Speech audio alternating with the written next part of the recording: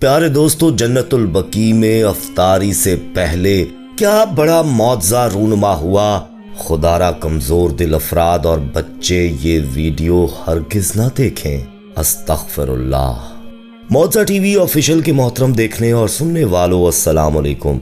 प्यारे दोस्तों, हजरत मोहम्मद मुस्तफ़ा सल्लल्लाहु अलैहि वसल्लम की हदीस पाक है कि इस्लाम की बुनियाद 5 सतूनों पर है। ला इलाहा इल्लल्लाहु मुहम्मदुर रसूलुल्लाह, यानी अल्लाह की गवाही देना, नमाज कायम करना, ज़कात देना, रमज़ान के रोज़े रखना और हज के मनासिक अदा करना। दोस्तों, एक मुसलमान की सबसे बड़ी ख्वाहिश हज अदा करने के बाद रमज़ानुल मुबारक में मदीना शरीफ में रोजे रखने की हो सकती है। बहुत खुशकिस्मत हैं वो लोग जो मस्जिद नबवी में सहरो अफ्तार करते हैं। पर दोस्तों, एक ऐसा बदकिस्मत शख्स भी था जो मदीना में रहकर भी मस्जिद नबवी ना जा सकता था। और एक बार जब उस शख्स ने जैसे ही मस्जिद नबवी में दाखिल होने की कोशिश की, वहीं उसकी रूह कब्ज हो गई। और जब उसे दफनाने के लिए जन्नतुल बकी में ले जाया गया तो ऐसा क्या मौजज़ा रूनुमा हुआ कि लोग अपने होश ही खो बैठे। दोस्तों, ये सब जानकर आपके भी होश ठिकाने आ जाएंगे, मगर ये सब जानने और देखने के लिए आपको हमारे साथ वीडियो में आखिर तक जुड़े रहना होगा। और आगे बढ़ने से पहले कंफर्म जरूर कर लीजिएगा कि आपने हमारा चैनल मौजज़ा टीवी ऑफिशियल सब्सक्राइब कर रखा है। नहीं किया तो फौरी सब्सक्राइब कर लीजिए और बेल आइकन को क्लिक कर दीजिए ताकि हमारी आने वाली मजीद वीडियोस का नोटिफिकेशन बर वक्त आपको मौसूल होता रहे। तो चलिए आगाज करते हैं आज के इस ईमान अफरोज वाक़े का। प्यारे दोस्तों, ये वाक़या मदीना मुनव्वरा के एक रिहायशी जबार हसन का है जो पिछले 40 साल से मदीना मुनव्वरा में रिहाइश पजीर था। ये शख्स पाकिस्तान से कारोबार करने के सिलसिले में मदीना आया था और इत्तफाक समझ लें या जबार हसन की खुशकिस्मती के मदीना पहुंचते ही चंद रोज में ही उसका कारोबार चमक उठा था। लेकिन 40 साल में एक बार भी ये बदकिस्मत शख्स ना तो कोई उम्रा कर पाया और ना ही हज। लेकिन 40 साल के बाद इस रमजान वो उम्रा करने चला गया। ये उसकी खुशकिस्मती कह लें या बदकिस्मती, क्योंकि वो खाना काबा में 40 साल बाद रमजान के रोजे रख रहा था। मगर हर अफ्तारी के वक्त उसकी बेचैनी का ये आलम था दोस्तों कि उसका जी चाह रहा था कि सब कुछ छोड़ छाड़ के भाग जाए। उसे अपने कानों में मुसलसल किसी औरत की सिसकियों की आवाजें आ रही थीं और इन सिसकियों की बाज गश्त ने उसके अंदर ऐसी इज़्तराबी कैफियत को बढ़ा दिया था कि वो खुद अपनी हालत पर बेख्तियार था। उसका पसीना पूरे वजूद के मसामों से बह रहा था। वो रोना चाहता था मगर रो नहीं पा रहा था। दिल की बेचैनी ने इस कदर उस पर गलबा हासिल कर लिया कि उसने उम्रा बेदिली और गैब दिमागी से अदा किया। जब वो मदीना मुनव्वरा पहुंचा तो मस्जिद नबवी सल्लल्लाहु अलैहि वसल्लम में उसकी बेचैनी शिद्दत इख्तियार कर गई। दोस्तों, ये शख्स पिछले 40 साल से मदीना में अपने कारोबार के सिलसिले में क़याम पजीर था, लेकिन एक बार भी उसे मस्जिद नबवी में नमाज पढ़ने की तौफीक नहीं हुई थी।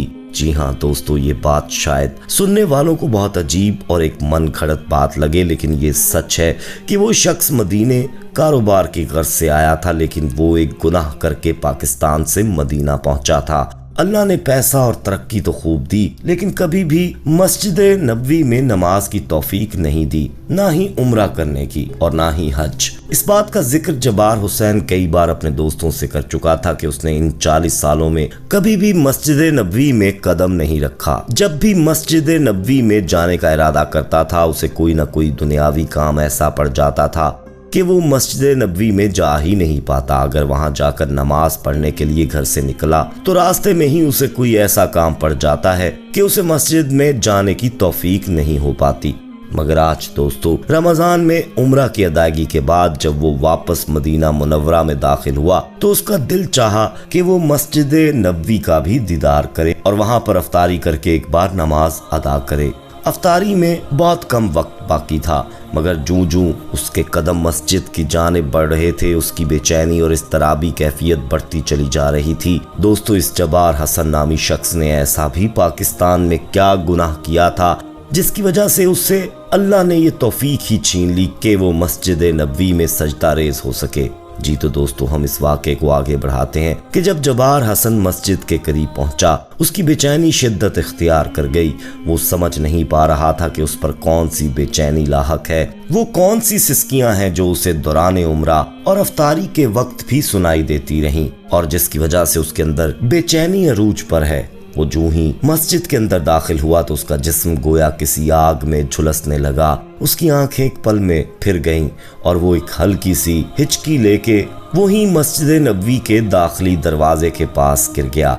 दोस्तों, कई ज़ायरीन उसे गिरता देखकर उसकी जानेब बढ़े। तब तक जब्बार दम तोड़ चुका था। लोगों को इसकी किस्मत पर रश्क आ रहा था। कैसा नेक इंसान था जिसकी रूह इतनी पाकीज़ा जगह पर परवास कर गई। उसके चंद दोस्त जो मदीना मुनव्वरा में ही रहते थे, वो उस वक्त मस्जिद नबवी में मौजूद थे। उन्होंने दोस्त के मरने की खबर पाकिस्तान में रिश्तेदारों को भिजवाई। जब्बार की तमाम तर रसूमात अदा करने के बाद उसे फौरन जन्नतुल बकी की जानिब दफनाने के लिए ले जाया जाने लगा। पहले तो एक कब्र ही बनाना मुश्किल हो रहा था। कहीं से पत्थर निकल आते तो कहीं जमीन ही इतनी सख्त हो जाती कि कब्र खोदना मुश्किल हो जाता। आखिरकार दोस्तों, एक कब्र खोदकर उसमें जब्बार को दफना दिया गया था।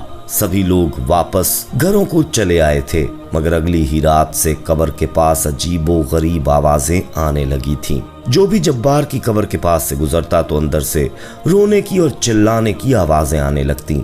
आखिर ये क्या माजरा था? इतना नेक इंसान मरने के बाद इस कदर क्यों दर्दनाक आवाज में चिल्ला रहा था कि लोगों तक उसकी आवाज पहुंच रही थी। प्यारे दोस्तों, जब ये सिलसिला ना रुका तो जब्बार के दोस्तों को बुलवाया गया, जिसके बाद ये फैसला किया गया कि कब्र को खोद कर देखा जाए आखिर अंदर हो क्या रहा है, कहीं जब्बार जिंदा तो नहीं था। दोस्तों, 2 आलमों को बुलवाया गया जिनके हुक्म से कब्र को खोदना शुरू किया गया। तो ऐसा मंजर देखने को मिला कि लोगों की रूह तक कांप गई। सभी लोग बेसाख्ता अस्तगफार का विर्द बुलंद करने लगे। कब्र से तो आग भड़क कर बाहर आ रही थी। लोग डरकर पीछे हट चुके थे। आलम साहब के कहने पर फौरन कब्र पर दोबारा मट्टी डालकर बंद कर दिया गया कि न जाने उसने क्या गुनाह किया था जो उस पर ऐसा अजाब कब्र में ही नाजिल हो रहा था। सभी उनके दोस्त पूछगछ करने लगे, मगर उन्हें तो सिर्फ जब्बार की एक ही बात याद आती थी कि जो वो अक्सर किया करता था कि जब्बार को किसी औरत की सिसकियों की आवाजें आती हैं। उसके 2 दोस्तों ने पाकिस्तान जाने का फैसला किया और फिर ये सारा मामला उसके खानदान वालों के गोश गुजार किया।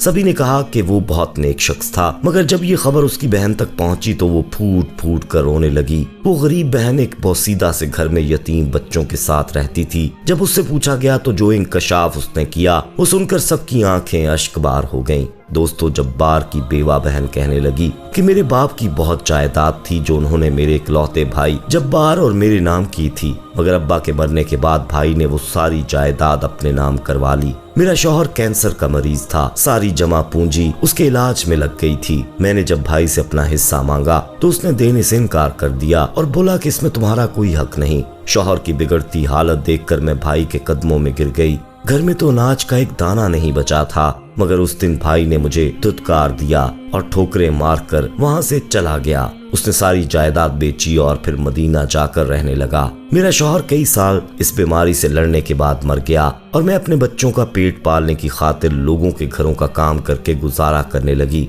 कभी भाई को बद्दुआ तो नहीं दी थी, मगर शायद मेरे आंसू और सिसकियां हैं जो भाई को कब्र में भी चैन नहीं लेने दे रहे। बेशक खुदा तो बेहतरीन इंसाफ करने वाला है। वो बूढ़ी अम्मा 40 साल बाद ये रुदाद सुनाते हुए बुरी तरह रो दी थी। भाई के अजाब का सुना तो फौरन खुदा के हजूर गिड़गिड़ाकर भाई के अजाब को खत्म करने की दुआ मांगने लगी। उनका कहना था कि मुझ पर जो गुजरी वो तो मैं झेल गई, पर मैं भाई को माफ करती हूँ। प्यारे दोस्तों, मदीना के रिहायशियों को उस दिन के बाद उस कब्र से रोने की आवाजें नहीं आई। इस जब्बार नामी शख्स की सारी जायदाद उसकी बहन को मिल चुकी थी। उसने सिर्फ अपना हक लिया, बाकी जायदाद अल्लाह की राह में कुर्बान करके उसका सवाब भाई के अमाल नामे में पहुंचा दिया। दोस्तों, अल्लाह ताला से दुआ है कि वो हमें हकूक अल्लाह के साथ साथ हकूकुल अबाद पूरे करने की भी तौफीक दे, क्योंकि दोस्तों बहुत से लोग हकूक अल्लाह पूरा करके समझते हैं कि वो बख्शे गए हैं, और ऐसे लोग एक गरूर में आकर बाज़ औक़ात अपने से कमजोर लोगों पर जुल्म और ज्यादती कर जाते हैं।